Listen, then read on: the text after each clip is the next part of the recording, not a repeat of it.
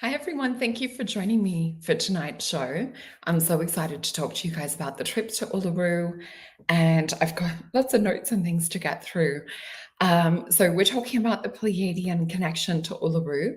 Now, there is quite a few different stories and things. So, before we get into that, I just want to bring up little reminders. So, we have receiving abundance activation. So, if you guys haven't done that, that was an amazing activation by Elena and Julie.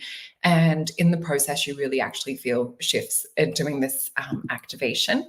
And you can see Sophie has her bookings with tarot and priority readings. And I've also got my starseed readings where we do aura drawings and also type in all caps Jupiter and you'll save some 10% off. So that's for both the starseed readings where we look into your origins and your mission, and also your mystical oracle reading where I work more as a traditional oracle. So we look into tarot, into your questions and things.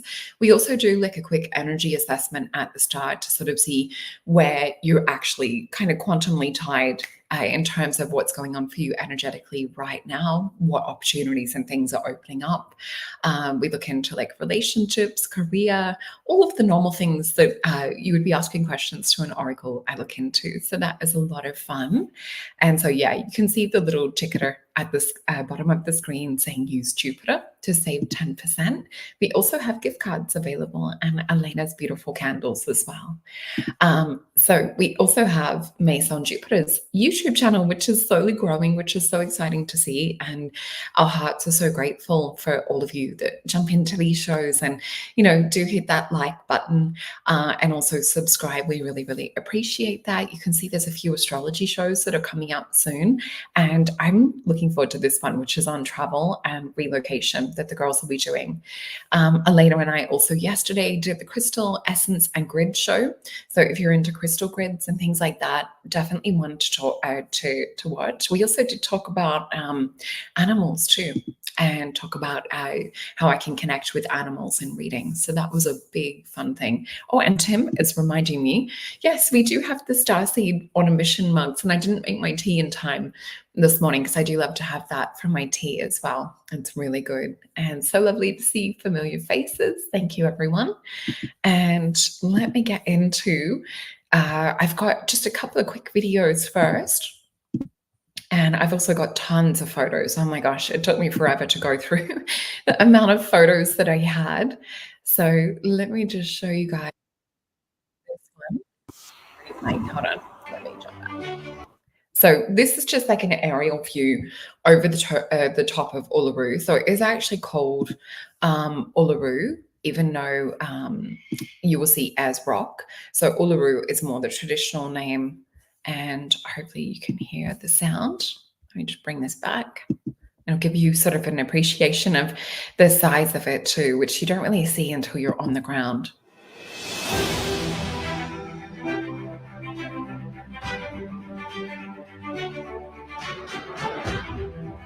Yeah, this.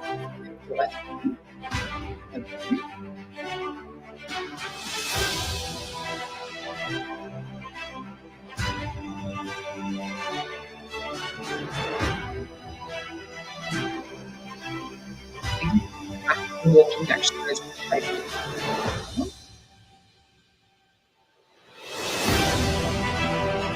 Okay. Let me just close this one. And I'll just bring up another one so you can see. I didn't actually capture any rain while I was there because, we are in the middle of the desert, but I wanted to make sure to show you guys what it does look like with rain cascading off of there. And there's some other sacred sites that are really beautiful that we'll have a quick look into tonight too. Okay. So this is what it looks like when it rains. So waterfalls actually cascade down.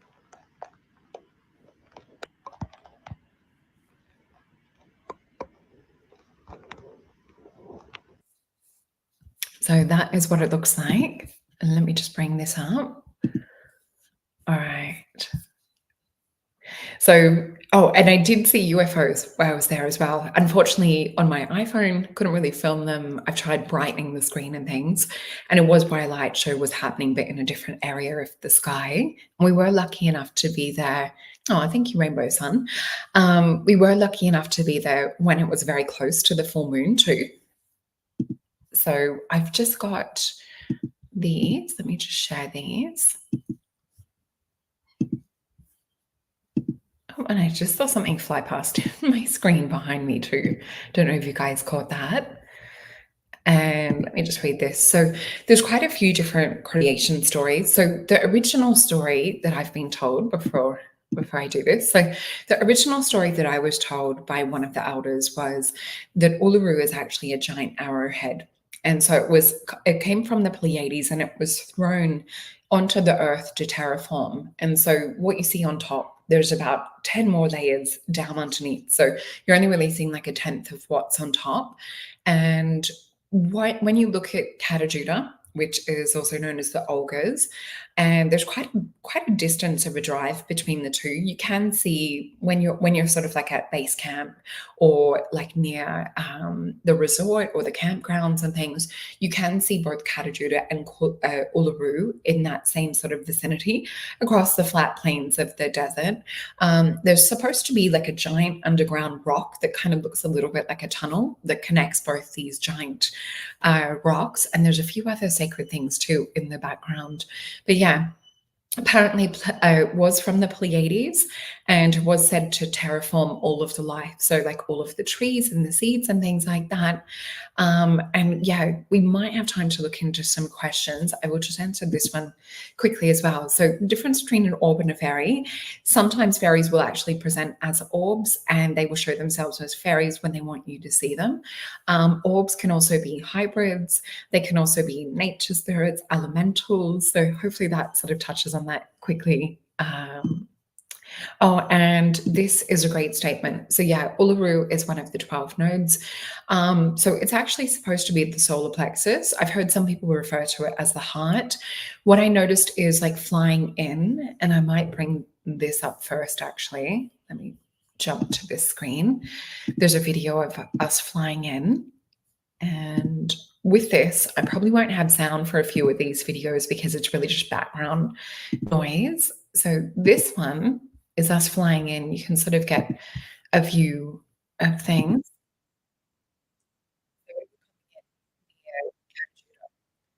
So you can see that one of the wings, but you can see how sort of green the desert is at the moment because we are getting into winter, so things do look a little bit more green. If you guys have been to Utah or Arizona, you can see it looks sort of like a familiar type setting. And just wanted to share sort of what it looks like coming in as well as we could. We are the road.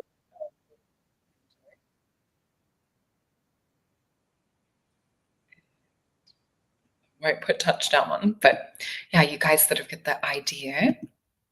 Oh, I'm not sure if that showed. Did you guys see that? Oh no, you've seen just no audio. Yeah, I didn't put sound to it. All right. Let me jump into another window. And we'll get into the stories with the Pleiades. All right. So I'm going to read this to you guys. So the Seven Sisters is an important Dreamtime story across many Aboriginal language groups. So you've got to look at, I think it's 7 states. I didn't even check this out. I would have learned in primary school that, the Western world talks about Australia having. But if you look, there's over 300 different Aboriginal groups or countries that would cover across like our whole entire land. So some of these groups had different languages, different kind of like customs, techniques, things of that sort of nature. And yeah, so very, very big compared to like the states that we've been crammed and squished into. So this one was just on Art Arc, and it's the story of the Seven Sisters Dreaming Time. So you'll actually see Dreamtime stories in many different cultures. Hold on a sec, guys. Thank you. Thank you, Lorianne. I really appreciate that. Yeah, that was a fun one talking about our Westall. So if you guys didn't see that. So yeah, with this one, so it's a celestial tale that narrates the journey of the seven sisters. So for those of you that are familiar with the Greek stories or like with the Hawaiian culture, Maori culture, each one will have like their own different version of the seven sisters. So with this, you can see the seven sisters Dreamtime story stands as a mesmerizing testament to the power of sisterhood. So the resilience, the pursuit of autonomy, rooted in ancient wisdom, adorned with celestial wonder, this captivating narrative works to inspire and resonate with profound meaning across generations and share empowered Aboriginal artwork. So each different country or each different place will have their different versions of the Seven Sisters. And I was telling my friend Kay, who works up there last night, another different version I'd heard, and she said this was the Cave Hill version. So each different area will have a slightly different variation. So I couldn't find one that was sort of covering, but what you see across the world is the stories very sort of connected, talking about seven sisters and another star or a being that came from Orion or was connected and is now seen as Orion in the night sky was the one chasing after the seven sisters. But the one I was telling my friend Kay is that apparently this guy that was after the seven sisters had, and trying to think of a nice way to describe this, had such a giant penis that he would wrap it around his belly, almost like a belt. And sometimes this penis would like be pretty direct in chasing the sisters. So yeah, not the nicest of stories, but it is one that apparently is from Cave Hill. So quite an interesting one. Oh, thank you guys. Thanks, Tim. So yeah, with the seven sisters, the clusters of stars, widely known as the Pleiades, grace the night sky with their eternal presence or ethereal presence. In Aboriginal lore and many language groups, but not all, they embody the essence of the seven young women embarking on the extraordinary odyssey through the celestial expanse. The journey serves as a metaphorical embodiment of the empowerment of liberation sought with women throughout time. At the heart of the Seven Sisters Dreamtime and the Aboriginal paintings lies the nature of the ever-present threat of the malevolent figure Nairi. Hopefully I'm saying that right. Nyiru, who features in Orion's belt, the star cluster, and whose desires drive him to relentlessly pursue the sisters. So the other story that I heard while I was up there too, that was told at the art gallery, was that with the seven sisters, Nairi actually wanted to marry all seven sisters, that he was actually quite a greedy, kind of like egotistical character who wanted all of the sisters. And so they were actually creating, and I think I might have a picture of the artwork for the story they were telling.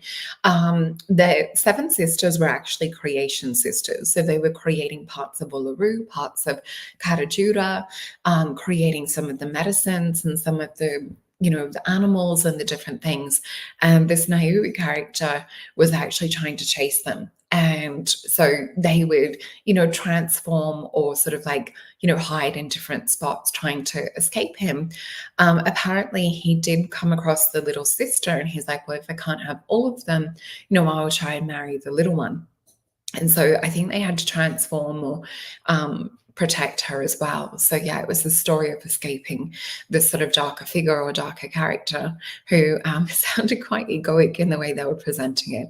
So it says here as well, so his desires drive him relentlessly to pursue the sisters. As they traverse across the heavens, the sisters clearly transform themselves. So they did talk about it in the paintings that they were on the ground, as part of the creation story. So they see themselves in various earthly forms and ingenuity and resourcefulness to outwit their pursuer. So the journey not only shapes the celestial realm, but also leaves an incredible mark on the physical landscapes of Australia, the mountains, the valleys, the waterways that bear witness to the celestial dance, creating a symbiotic connection with the heavens and the earthly domains. So the land itself becomes a living testament to the resilience and the enduring power of their story. Embedded within the Seven Sisters Dreamtime story is profound spiritual significance for Aboriginal communities. It embodies the strength of sisterhood, the spirit of independence, the courage to defy oppressive forces. The story resonates with themes of empowerment, inspiring women to embrace their journeys of self-discovery, autonomy, and liberation. And so you you can see here some of the beautiful depictions with some of the artists. So you've got some paintings, and you'll find many more, like when you look at them online. So on the left, we have this blue one, which was from Alma Nangaure. I could not pronounce this, Granites, 2012. And then on the right, we have the Seven Sisters from Ken Tjuta Kara. So hopefully I'm pronouncing that a little bit right. But anyway, you can see sort of like that one kind of like oppressive force, or the one star chasing the sisters. And you'll see this with Orion being the hunter as well. So yeah, heaps of information, and you'll see many different depictions of this. So there's other ones here. So you'll see stories of the Pleiades. There is a book also written on the various different stories of the Pleiades from across the world. You can see it in Greek culture, Aboriginal, you can see it in American, Native American culture as well. So we have like the Lakota talks about it too.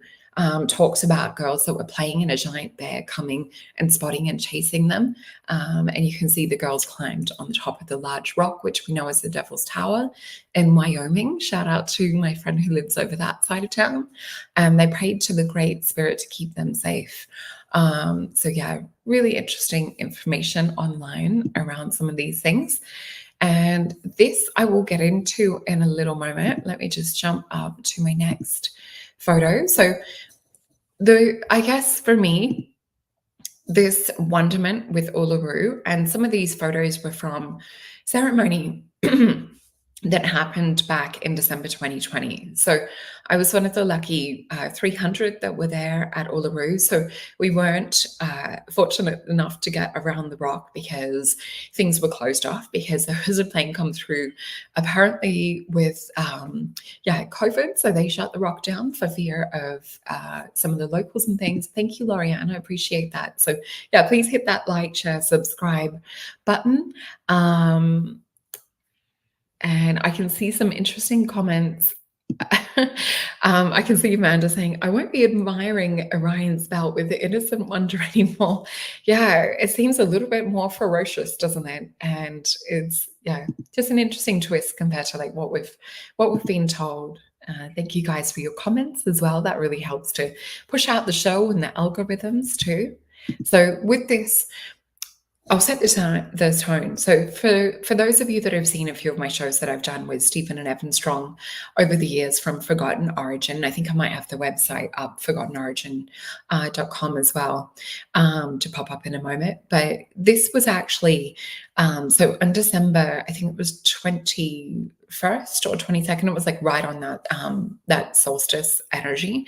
So this was supposed to be like there was meant to be like a magic box, was what the story talks about, that was being opened or activated within Uluru. And so Stephen and Evan set up all of the different magic rocks, and it was set up in sort of a figure eight for ceremony. We actually received a beautiful smudge of sacred ash that was from one of the last fires from Kano, Stephen's elder, smudged over our third eye. So the whole group received some of that beautiful sacred smudge it was the last fire before Kano the elder passed. And we all sat in silence and meditation, sending out energy, activating at Uluru. For me, because I've been to Uluru, I had my very first birthday. I might have a photo in here to show from that. I had my very first birthday there. So in my family, Uluru and Kata has always been quite a sacred, special place. And the red earth, whenever any of us travel up to the desert, bringing back, red earth, whether it's on our shoes or caravans or cars, has always been like, a source of wonderment. But yeah, so with this, we were sitting and the sky was filled with looking like what was going to be a downpour and a storm. And so all 300 of us sat there, we were determined to sit through this activation, whether it was raining or not. Luckily, the sky cleared and you see this faint blue portal. Now, what was interesting was this portal. Oh, and thank you for the donation. Mason Jupiter really appreciates that for all of the hard work that we put in. So thank you so much, Amanda. We're very, very grateful. So what you see here with this blue portal that's in the night sky. So you've got Uluru on one side and you've got Kata. The blue portal for me was closer towards Kata. There also is a violet doorway that I've seen with clairvoyant vision and etheric auric vision when I'm out at Kata, just off to the left in the Valley of the Winds, which I've got a photo of the actual place too to show you guys tonight. But what we see with this beautiful blue portal, and you'll see it gets a little bit more intense, and some of the group actually took some of these photos too. But yeah, so the energy did work. The storm cleared, or the looks of the storm with the red earth sucked into the sky. This blue portal actually appeared on the other side of the realm in Atlanta, Georgia at the same time. We had the most amazing stories come back to the Strongs from cows that were sitting in fields, like weeping and crying, because this was such a huge turning point. I'm getting goosebumps all over talking about this. Yeah. Thank you. Thank you, Chelsea. The most loving, intuitive audience here. Love all the content on this channel, especially Solretas. Thank you, sweetheart. That is so beautiful. I really, really appreciate that. That is just a beautiful comment. So yeah, what we see was this was kind of the beginning of the times that we're in now. And the beautiful Auntie Minnie did, I've told you guys before, she did talk about that with the starts of the change and the shift, that her first vision and message was about toilet paper shortage, and the sign that we would be in the second wave of change and the shift would be the second toilet paper shortage. So she predicted this 2 years before it happened. Her third prediction and final prediction, as I've told you guys, is that the third and final change will be the birds acting strange. So you'll see some of her videos on Stephen Evan Strong's channel, Forgotten Origin. And there was one, I think she did, that goes for about 20 minutes. And she did talk about that we have about 75% Pleiadian, whether it's plants and people and that living on Earth right now. You also see at I've talked about in the shows before, carry-on glyphs. So with the hieroglyphs that were at Carry-on or Gosford that were unfortunately blown up, as you guys know, I've talked about this before too, you do see that there was a UFO that was depicted, and the stories that go with this is that there was visitors from the Pleiades that came down. You see a DNA sequence, and you see what looks to be kind of a sarcophagus too. And I can see Lorianne saying that the birds are acting strange. Definitely, you guys have witnessed that over the last year here on the deck too. See, such a beautiful, supportive, gorgeous community. Ocean giving out some love to Amanda as well. So yeah, let's have a look into the next photo. But yeah, the glyphs were destroyed, but the songs and things are still alive within the hearts of the Aboriginal people and within the songlines. The other thing I forgot to reference to, if you look into Uluru kind of being like the heart or the solar plexus energy, and you talk about songlines. So songlines, if we translate it more into kind of like Western culture, it would be like ley lines, or energies that are able to transfer from like one place to another. So one of the gorgeous elders contacted me recently before I went on this trip and actually talked about there's things happening. This is beautiful Uncle Alan. He said that there's things happening at the Glasshouse Mountains. They want to put things quite close to the Glasshouse Mountains. So we already know there's things around Gympie, Pyramid, and Mount Warning that have happened. So something else is said to happen. I can't remember to quote exactly right entirely, but the song lines from that area with the Glasshouse Mountains were crying out, and the elders up in Arnhem Land heard this and are traveling down. So Uncle Alan's going to meet with some of the beautiful elders. So the song lines will communicate to some of these elders and speak. It's almost like an earth, like telegraph, or earth, telegram or email that gets sent, or internet signal. So yeah, you can see here as it starts to get on sunset, this beautiful portal energy intensifies. And I think this was from Grace. I forget her last name, who was also at the conference. But Stephen Evan Strong do have reference to each person that has taken the photos as well, somewhere on the website. So you can see quite a few of us there. What was amazing and incredible after this activation was everyone jumping around and dancing and celebrating. And there was just this sense of just beautiful, amazing sense of trepidation into this new, exciting ascension age that we're going into. So yeah, it was just incredible. And I can see Chelsea also saying that interesting energy during the eclipse with the birds. Yeah, I saw a few videos where the birds started to go crazy with that as well. Yeah, and the other thing too. So I can see Tim saying, amazing they could communicate over the ether, I think you were saying, or over the ether. So with this too, we also see that this was about 15 million people worldwide that were plugged in to do with this activation of the magic pots and the activation of these portal energies at Uluru. With this blue energy in the sky, I saw blue flame energy from around the March of that year, 2020, around people. And it was the exact blue flame energy that we see in this picture right here. So that core kind of like center, or the galactic blue, was around certain people. And whenever they were in heart space, I would see it within their aura, or I would see it as a blue wisp, and sometimes three of them, like 2, 3 blue wisps. And this I was seeing in nature leading up to this activation. So yeah, just a beautiful energy, amazing stories of people that were in the snow, and some of you perhaps that have been watching for quite a few years too, that are in Canada or in the UK. And it was freezing at the time. Some of you guys trekked out even into the snow to join us in meditation and touch a tree, or some of you even touching onto the ground if you guys were brave enough. But yeah, definitely a cool experience. And yeah, you can feel the activation still within these amazing, incredible photos. And I can see Rainbow Sun saying she loves the Aboriginals so much that you did a report on the 3rd grade. Yeah, it's so cool to hear. So here is just like a random capture in between shooing the flies away that my partner took of me. So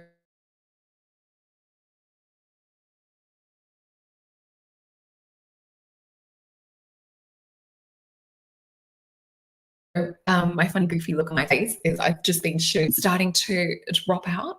And yeah, you can definitely feel the portal energy. So I was just saying, as this started to drop out, hello, Jim. Yeah, you can see the moon is almost full in the background too. So not quite full. So this is at Kata. You can see I've taken a photo just so you can get a contrast, and you can really see it between the turquoise of my scarf and the ground. But you've got to think, in between all of these photos, I'm literally showing flies. Now, I think because, you know, I've grown up having trips in the outback with my parents and things as a kid, I choose not to wear the fly net. It's mainly, you know, we see the tourists and things wearing the fly nets. And yeah, I did also take that shot as a comparison because I wanted to compare with, you know, my trips to Sedona. I think the Sedona red earth might have been a little bit deeper. Oh, and I also wanted to, let me just jump back here for a second. I also wanted to tell you guys too, like, this was my partner's first time going there. So as we get closer and closer to Uluru, his like comment or remark was, it looks like a giant spaceship. And I think with another angle, because it changes angle to angle, he's like, it also looked like a submarine. And he said the same like with the ogres as well, or Kata. So with this, it also looks like there's been lava or rock poured over the top, or metal, and the orange dirt or the red dirt looks kind of like rust. So it was really, really interesting. And yeah, it was the moon in the background of that picture. So let me jump back to this one, and you can see here. Oh, hold on a sec. So this is a little photo just of each of the signs. So you might be able to screenshot later or like pause and have a look if you're really interested to see the map, or you'll be able to Google Kata Valley of the Winds. For me, this energy here has always felt more feminine. And even my dad said as well, he's like, there's something magic about Kata. Even though like a lot of the attention is put on Uluru and a lot of the story and things for our family, like this, is quite special. There's no sound on this video, just to let you know. You're just hearing gravel. I have to put it through a whole different application to get the sound to come up, and it just wasn't worth it for the speed of putting everything together. See us shooing the flies the whole time. So tassels on the end of the scarf work well for this side of things, but this is going into Kata. Oops, hold on a sec, guys. Let me just jump out of this for a second. And I'm going to bring this back up. Okay, and I can see Jake say, yeah, lots of wine in the soil. We have red dirt here in Minnesota, and I haven't been to Minnesota yet. I really want to go. And as a child, I was always covered in it out playing. Awesome. There must be some busy things happening out there as well. Yeah, I did feel to put this shirt on today. I could see Chelsea saying as well. And Australia definitely is amazing. Let me just jump up into my little videos and I'll get to, and I also, where am I at with this? So let me just bring this back up.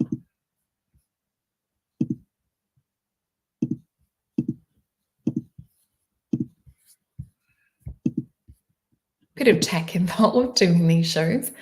So you can see here, even amongst the desert, and the other thing I wanted to mention as well, not only do the plants, because they're in such like an arid, harsh climate, some of the bush foods and medicines that are in these places, and I didn't have the chance to go on a bush food walk, although I do have many books and know quite a bit about bush food and have worked with them and even created probiotic products and things in the past around some of the bush food. But yeah, you'll see here how plants will still survive out in the middle of something that's quite arid. What you notice too is the medicines can be more potent. So say, for example, you've got a normal orange with vitamin C, a little desert lime, which is about the size, a little bit bigger than a raisin, will have about 300 times more vitamin C concentrated. So, it wasn't that they needed to consume mass amounts of food for survival and things. A small, like, handful of munchies, which are like a raisin or a sultana, could keep you going for the whole day.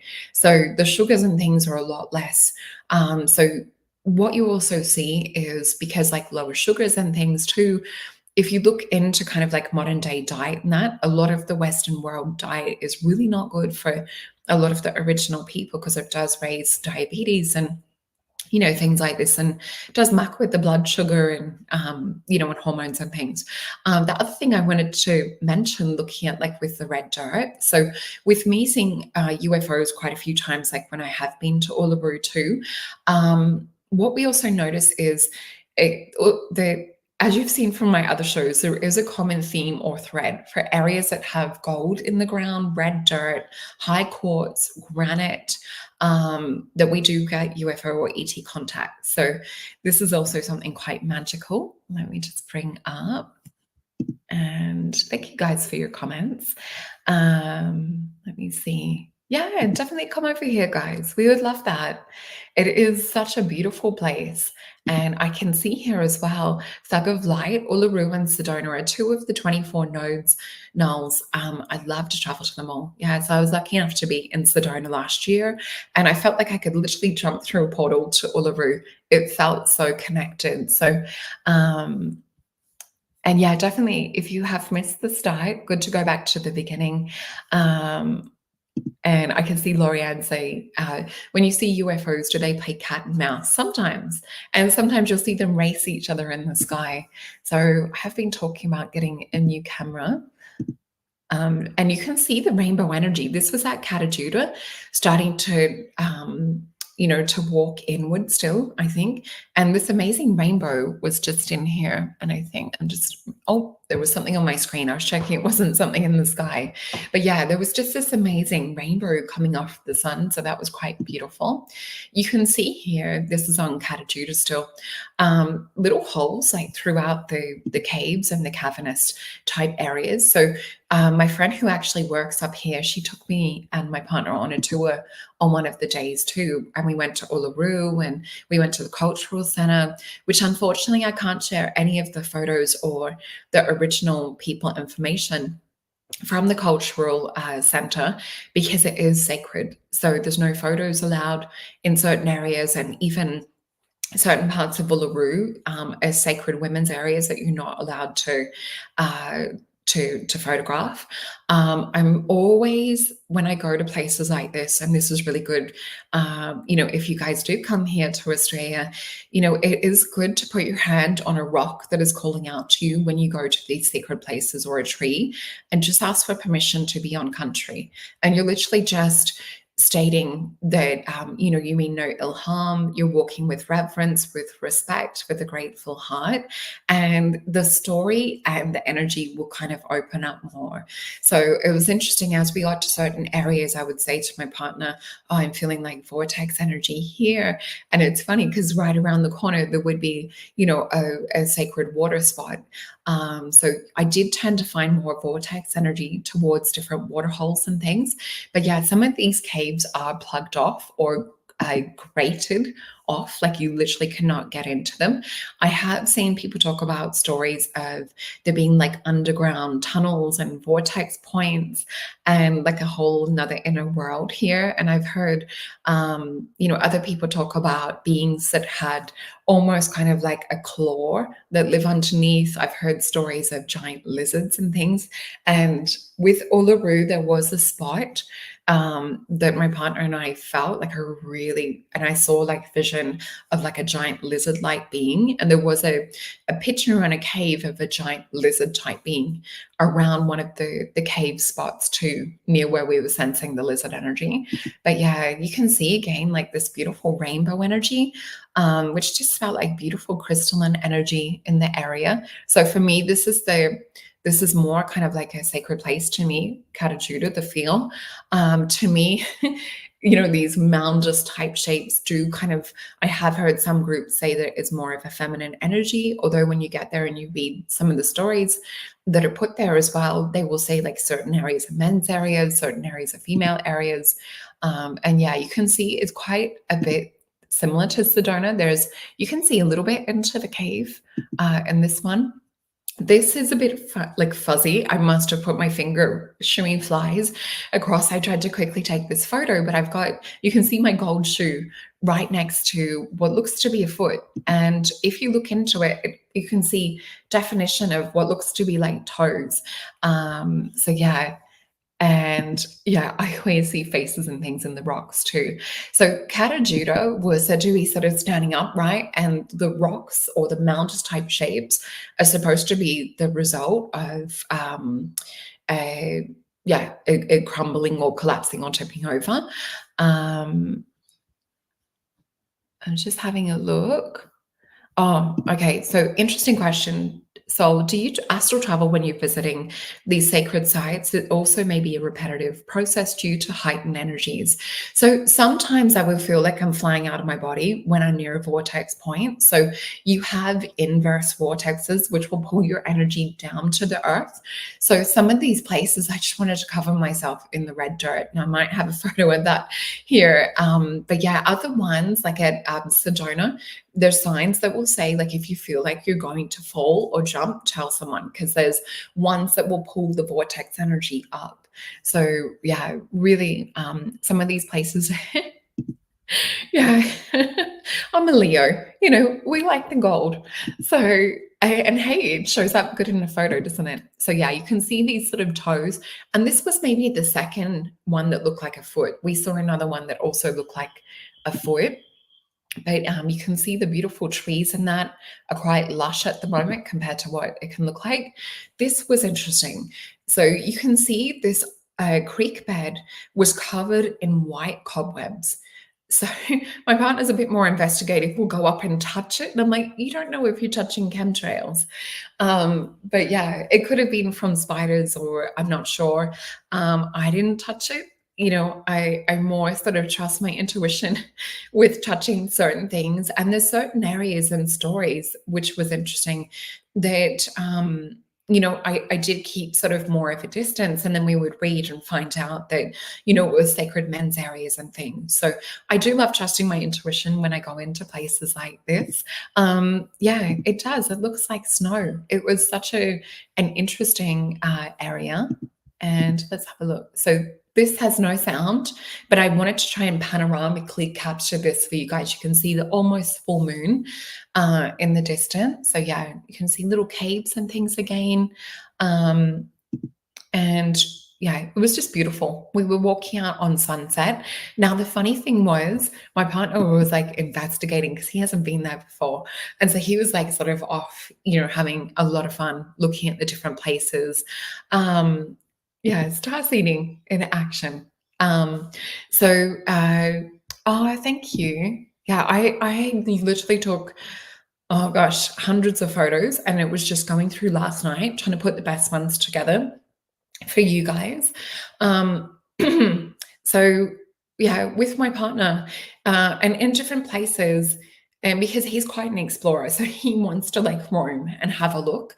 But like places like Carrion Glyphs, the Gosford Glyphs, it's also known as, the women are not meant to be more than about 6 feet away from the men. Otherwise, sometimes these places, especially, in areas that are like for women or for men, you need that energy of the masculine and feminine to balance.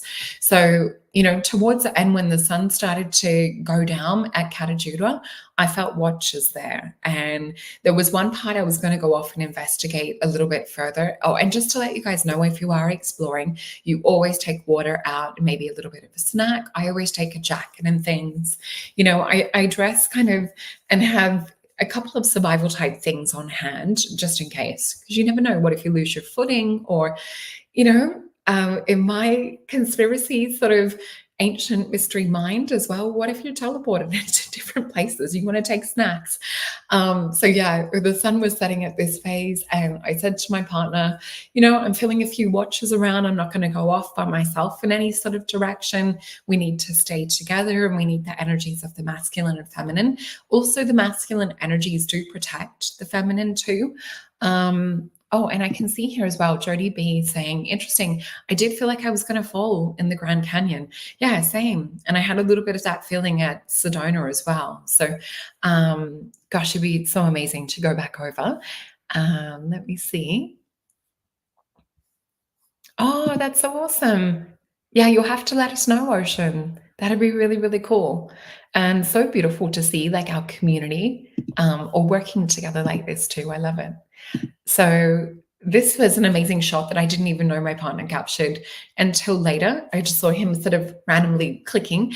So it is about 3 p.m. that the flies are more in peak. They get a little bit less as the sun starts to go down. Now, for those of you that are following the story of the sun, what was interesting was in a few of these pics, you can actually see kind of like hexagram type pixelation when you like zoom in closer on the photos in some of the energies that were coming off the sun. So this is another one. This was from my trip. I think it was 2015 or 16, this one. And this was just driving into Kata. So you can see with the bluer sky on this day as well, it gives you more of an overall feel, or kind of like the mountainous type shapes. But yeah, think about like why we're looking at these pictures too, and we'll have a look into the cards, but the Pleiadian connection. And this is the Valley of the Winds, which is my favorite spot at Kata. You can see me on the little bridge there.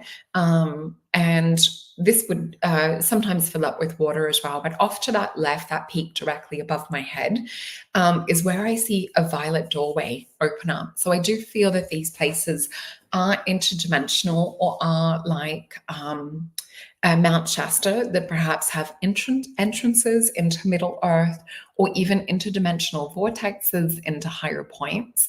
We do have like a high crystalline energy And I just took a few snapshots as well, just so you can sort of see some of the trees and that. They're not very tall. You've got the water table just shallowly under the earth. So I would say that a lot of these trees would be, and shrubs and bushes would be pulling up water from the water table. And yeah, just another shot of Uluru. You can see with some of the creation stories, they talk about giant snakes. I think there was a masculine and a feminine one.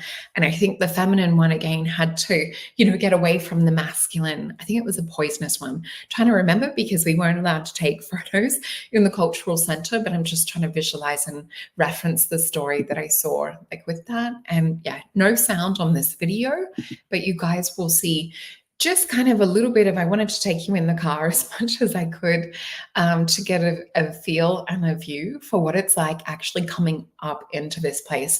I would say that Sedona feels a lot taller. I haven't checked out the distance with this. And let me just bring up.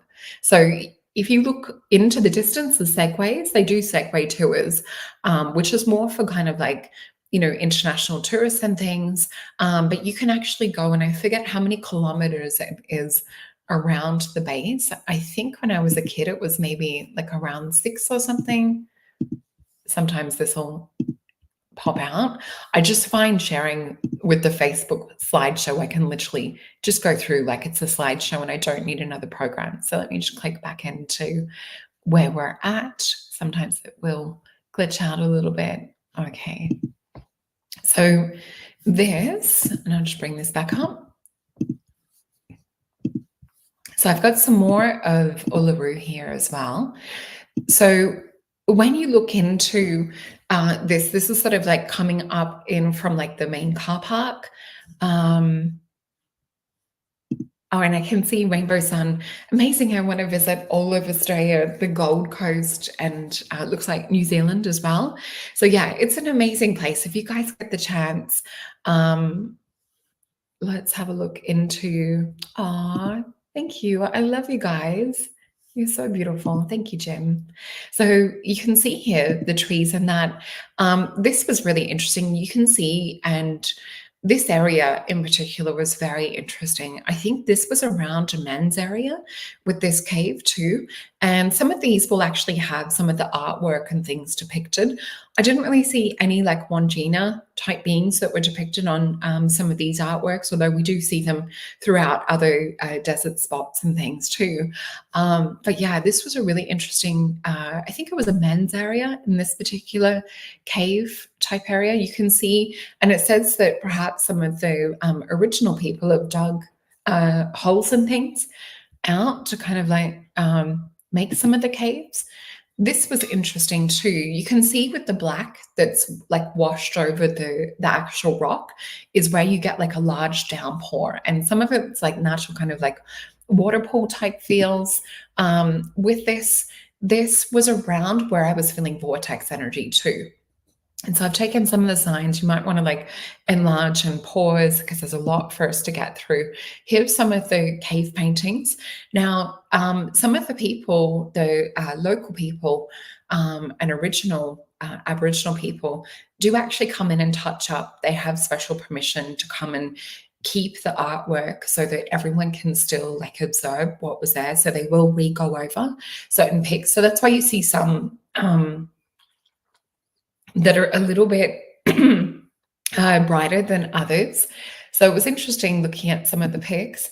So we can see here as well, this was like a men's cave area, and you've got like the Mala story.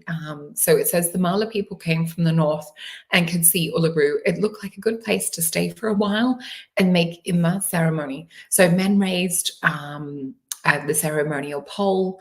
And so you can see here as well, this little U type shape is more depicting like a meeting group. And because it is black, you will see this is more for like the original people. Sometimes you will see it depicted as white, which is more for like white skin, and you'll see sort of one that's more like a medium tone depicted for like children that were of like mixed race. And you can see the giant sphere, which would depict, it's a men's tool. Women would have the digging sticks, and you would see the big kind of like wooden carved half bowl. So I've got a Coolaman here. Which was one I received like as a kid from my parents. But you will have giant versions of this, and they use wire to actually like burn into this. But you will have babies that are wrapped up and like carried in these little baskets. So let me just jump to another photo. So you can see in here one of the caves, and I think this, I'm wondering if this was one of the women's ones. I'll have another pick. So some of these were used as sacred places for men, some were used as sacred places for women, others were more kind of for ceremony, others were looking after children, and some were also for kitchens. So, and apparently, according to some of the stories I heard up there as well, it wasn't that there was an original group attached to these beautiful sacred sites. It was maybe about 30,000 years ago, don't quote me on that different groups came in and, chose to utilize the beautiful rock. So this is walking up into the vortex energy. I started to film because I could feel it. So you might be able to feel this through the video. I'm going to be silent. There's no sound. So just tune into the energy.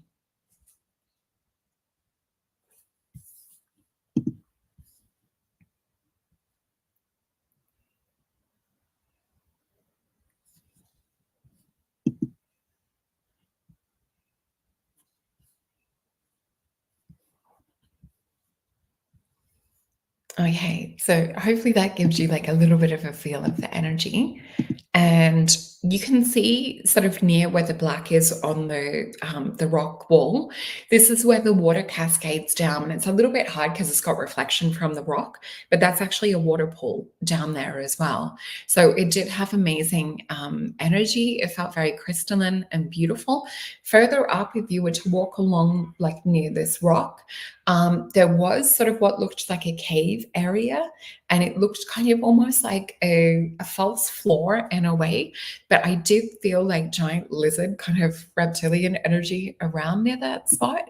So I think there could be a few groups that are either occupying or involved in this the energy of the rock. So you can see this is another close-up of the water that's there as well. And I'm just having a look if this is so look at the cappy, the water, and what you'll see is after the rain, the burrowing frogs come out and quickly search for a mate.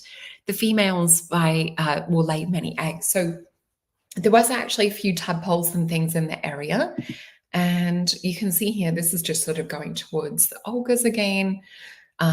Because like we did do things on different days that are like a little bit out of order in some of my photos and things. Let me jump back to this. And I want to see, there is, with one of the amazing water holes that was at Uluru on a different spot, it did actually give you like words to say to the water for it to run. Let me just bring up with this. Just going to find where we're at. So it might not be on this part. Let me just bring this up. But there's certain sacred words that you say that actually get the water to flow. So apparently the water is also at the top of at Uluru. It comes out. Now it's not exactly in the middle, and you also were not allowed to have permission to fly over. So this was just driving back on a different day near the rock. Excuse me. And oh my gosh, let me bring this back up. Okay, it just keeps going off when I switch from the video. So you can see here, like this was from a lookout point. You can see Uluru in one spot and the Olgas in the other, or Tjuta. So you can sort of see Tjuta hiding behind this tree I'm just depicting with the arrow here. And this was an interesting little green thing that I've zoomed in on. So you can sort of see, it looks almost like a hexagon type shape. And I'm seeing a few people put up things to do with the sun. And this was, just again, you can see that beauty driving in. So yeah, quite a few different walks and things as well. So this has also got those two snakes that we were talking about. So yeah, you can see like there's a black line coming on one end, and this is the story talking about like the Minyama, uh, Kenyani, Woma python, the woman, and then you've got the Wat Liru, poisonous snake man. So he was chasing her. And you can see here more caves and things. You can see the contrast with the beautiful red rock and the blue, another cave. So some of these are up really, really high, but you just get the sense sometimes of people either watching. You also feel ancestral, ancient spirit watching over some of these areas. This was a good place for bush tucker, is what the sign's saying. Now, this was interesting. My friend Kay and I were here, and at one point I saw sort of like a mist inside this cave. So whether it was sort of like an interdimensional type veil energy, she took a photo when there was a big rock in the middle, and we're still both going through photos because we took so many. But what looked like a dragon energy in there as well, or the rock was in the center of one photo. She did not move location, and then it looked like it was moved to a different position. So that was interesting. You can see here her. So this is my friend Kay, who actually lives and works up there, and she hadn't actually been out. She worked so hard, she hadn't had a chance to go out there yet. But yeah, you can see just how it'd be some nice areas to actually live, like if you're looking for shelter. And you can see some more of the cave painting. So this was around near where we saw sort of like a dragon kind of energy. And yeah, just some more pics and another depiction. So on this right-hand side, you see sort of a black line near the end of it.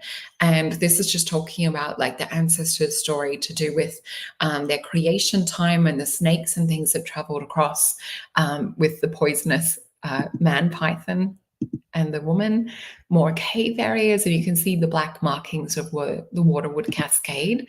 Now, this was interesting.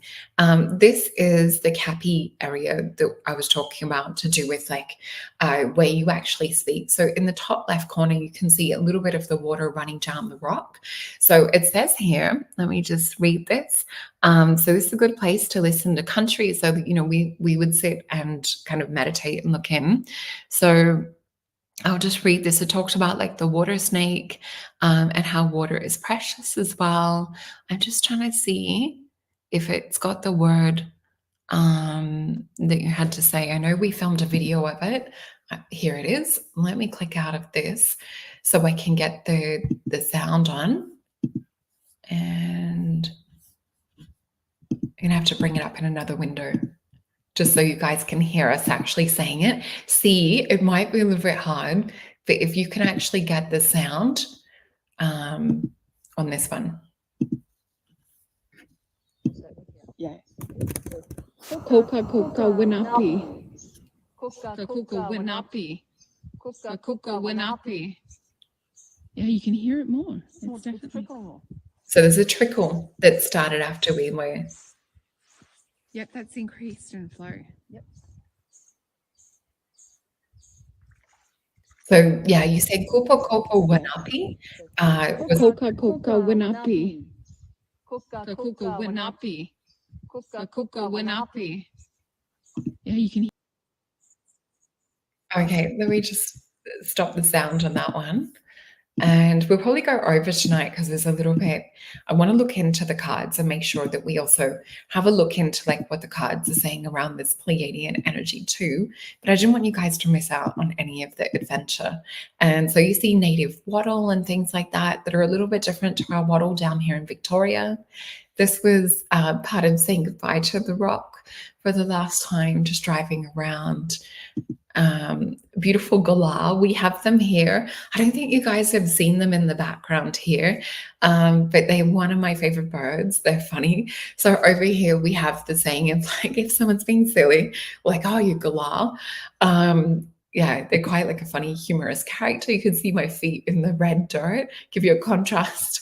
Um, and again, just wanted to like capture like how red it actually is. So this is more like the sand dune area, and you can see how beautiful it is. Just I laid there for maybe 5-10 minutes, just trying to like cover myself in the red dirt. It feels magic. You can feel beautiful healing properties. And this is an older pic from maybe 2015-16 in the Sacred Women's area. So this is like where there was a kitchen and where they would look after the babies and children. Let me just see what else I have. This is Mount Connor. So Mount Connor is another sacred site. So when you're flying in over Uluru, you actually see Mount Connor first. And some people talk about it being like the like the false Uluru. So when a lot of people see this, they think that it's Uluru. So for those of you that are in the States and other parts of the world where they talk about the existence of the old giant trees, this is exactly what Mount Connor looks like. So I didn't get a chance to go there in this trip. We're definitely planning another trip to go there, but it looks exactly like a tree. This is just one of the angles. Oh, you guys are welcome. Oh, thank you, Jim. I'm just having a look. Let me just see Laurie's question, Laurie Ann. Yeah, definitely. The pics are activating as well. So that's also why I chose to, yeah. Oh, thank you. Thank you, Tim. Yes, I have seen dragons as well. So yeah, you do get a bit of dragon type energy in some of these as well. Oh, thank you, Corbin. And I'm just having a look for if you guys want to pop your questions in like all caps as well, so I can see them. And we will have a look in. I'll just get through these photos quickly. Oh, this is me driving this little toy. It was almost like a baby Jeep, a Suzuki that you can see too. Just wanted to show you guys I actually did drive around. Um, yeah, so you can see this is approaching Uluru for the first day that we were there. And cool. I think it's gone back to maybe, let me just see. Oh, and this was, I just wanted to reference this beautiful person actually took the photo as well. So Naomi, Lola, and yeah, you can see just like everyone that was at the event. It was such a beautiful event. So let me close this little window. And you can see here, this is Kings Canyon, another spot. And let me just bring this up a little bit bigger so you guys can see. So yeah, this is another tour that you can do. It's maybe about 3 hours away. If you want to go to Uluru, you could also spend a day and do Kings Canyon, which is another sacred area. Let me just bring up what else we have. Here's like other photos of Uluru, but I think we've been through enough. And Kata. I just wanted to give you guys like the various different things. But yeah, Mount Connor, really interesting to look at.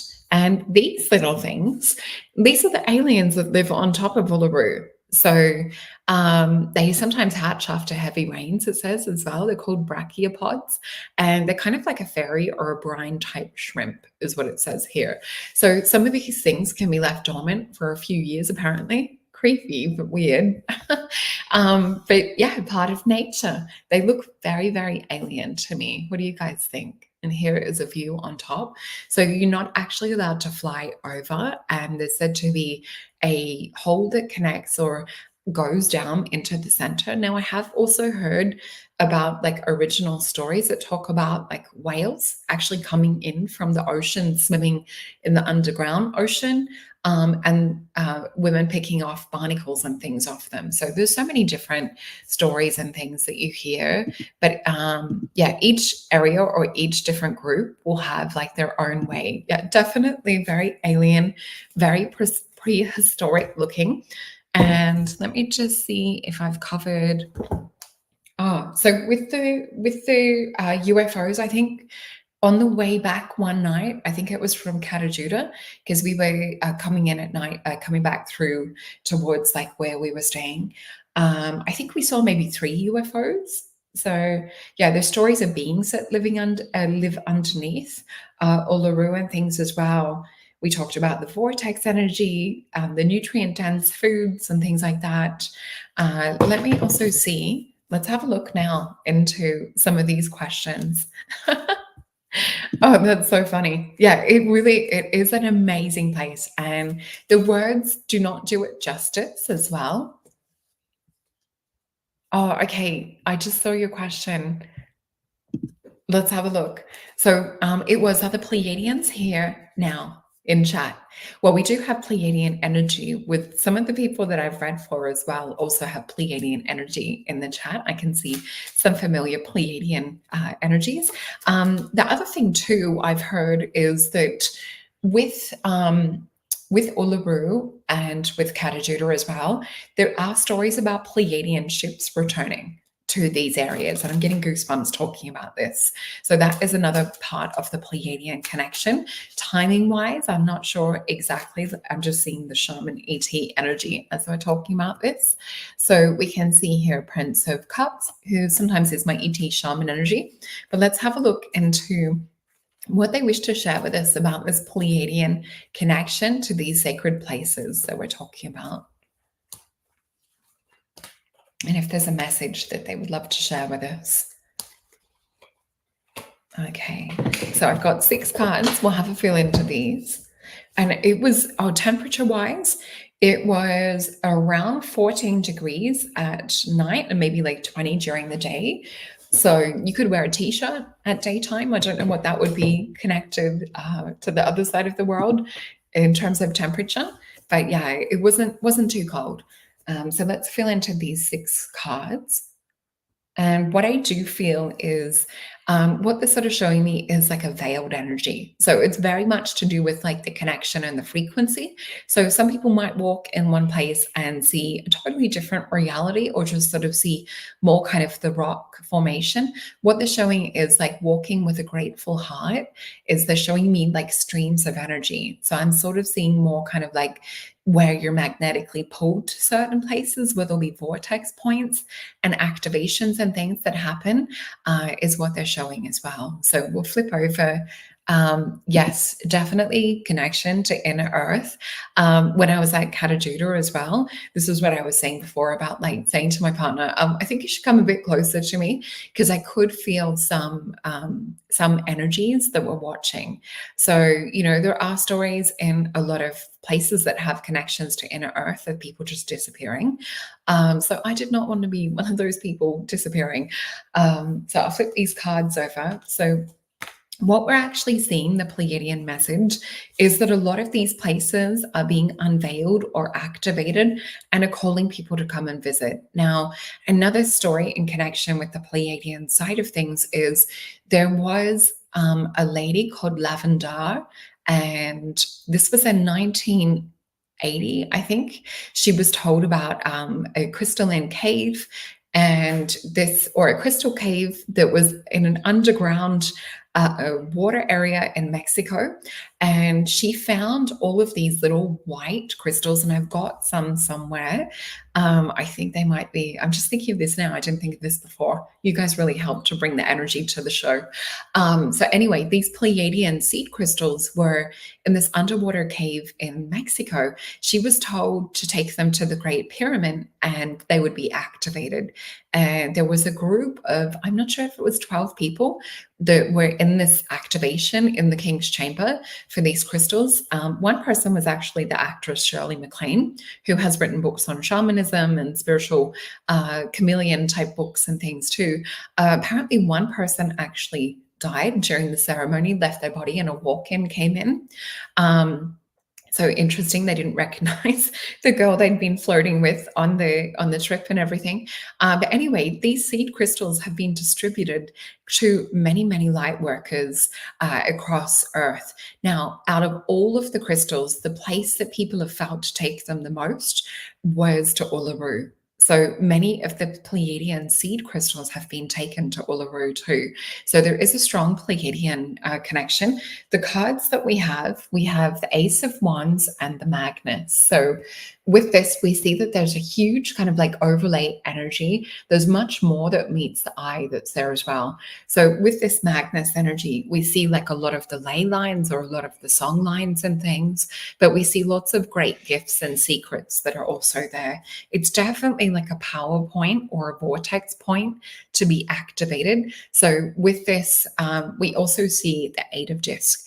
So yeah, with this, to me, not only does it represent that there's a lot of secrets and things that are hidden, there's a lot of points that you can go in to access outside of the matrix. So with this Hanged Man, we know that there's much more than meets the eye in the physical side of things. We also see here as well, in some of these places, and this is the bonus card in the deck called my guides and the team call it choose your own adventure. So for some people, depending on like where you're at, you might be pulled into certain areas. And yeah, it totally explains Shirley MacLaine. She's had an amazing life. Oh, you guys are welcome. I really love doing this for you guys, and definitely what Ocean is saying, let's keep raising this. So I want to go to a different deck to see what else.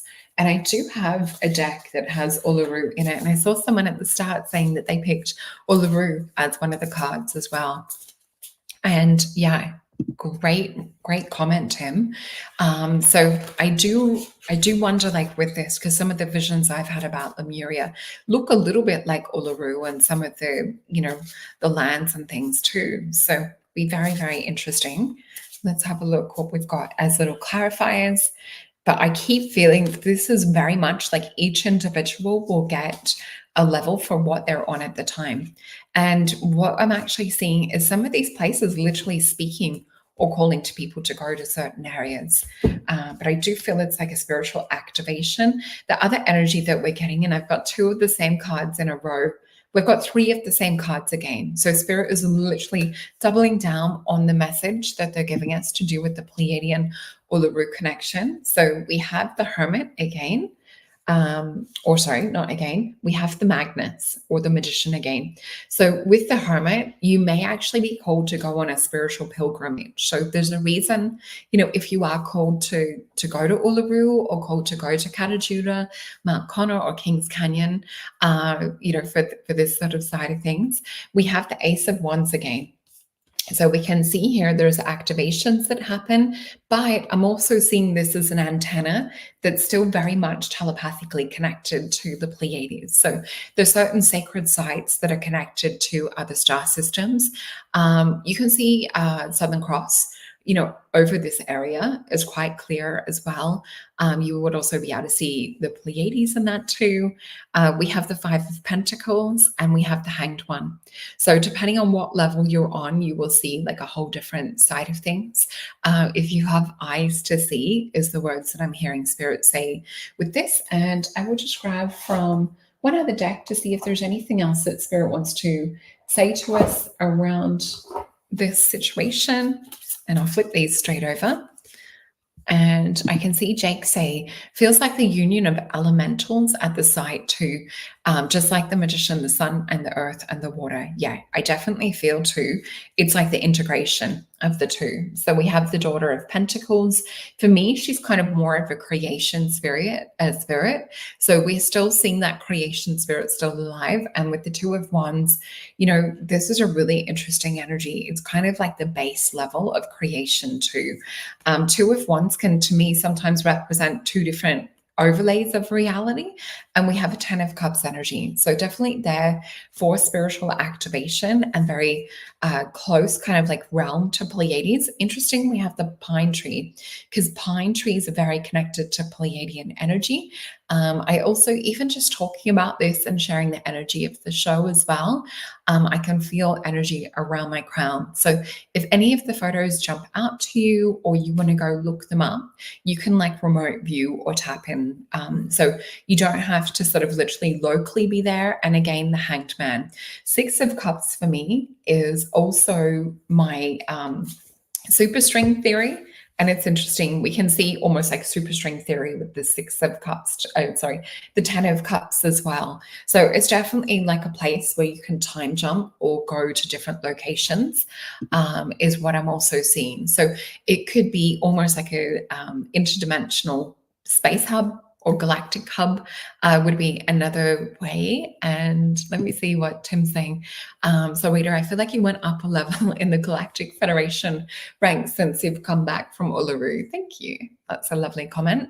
And yeah, I'm still kind of like adjusting and coming back into body and this time zone with things. It has been a huge week as well, and I'm actually just adjusting. Had a really sad funeral from my sister-in-law's father passed as well, so we had that yesterday too. So I'm sort of just still integrating today some of the Uluru side of things and that as well. Yeah, definitely a feeling for a spiritual pilgrimage or sacred travel. Anyway, I don't want to spend too long with this because we've already gone over the hour, but I do feel that Spirit wants to give us a message from an animal deck. So I will pull one out of here and see what it is that wants to come up. So we have the porcupine and the anime, which is about, hopefully I'm saying that right, which is also about boundaries. So, you know, there are certain things that we're allowed to energetically look into, which is what I'm also feeling, to not go too deep into certain secrets and things as well. What you also notice is in a lot of the paintings, there are secrets painted in. So if you're from like one country group of like the original groups, you can go and see paintings that were originally drawn on sand. It was only in the 70s. I think it was like 1973 or something, my friend was saying, and the gallery as well, that these paintings were actually put onto canvas. So you'll see like the different dot works and things like that will represent water holes, sacred groups, will represent men's areas, female areas. But even what looks to be sometimes like a scene painted, if you turn or rotate the paintings, you will see secrets underneath as well. So yeah, we can't go into all the secrets, but what I see with this is it does look like an interdimensional area or place. But yeah, thank you so much for watching, guys. I'm just going to pop up very quickly some little reminders, and I just want to thank you guys so much for joining me here tonight and spending your Friday evening with me. So yeah, for those of you wanting to have a booking, do use Jupiter and save 10%. You'll see it on the ticketer at the bottom. I have just a couple of spots open. I think it's for next week. I'm actually taking some time off and have been lately just to make sure that I'm topping myself back up. But also the girls and I have some things that I'm working on as well. So looking forward to bringing those to you guys soon. And you'll see here as well too, please make sure you've hit that little notification button. And we have some other exciting shows coming up too. So thank you guys for joining me. I love spending this time with you all. And thank you, Corbin. Yeah, definitely. I love Fridays. Fridays with you guys I look forward to, which is my Saturday as well. So sending you guys, thank you, Jake. I really appreciate that. So yeah, have a wonderful night and a beautiful weekend. And I will see you guys next week for another exciting show, which I haven't announced yet. So this will be a lot of fun. Bye.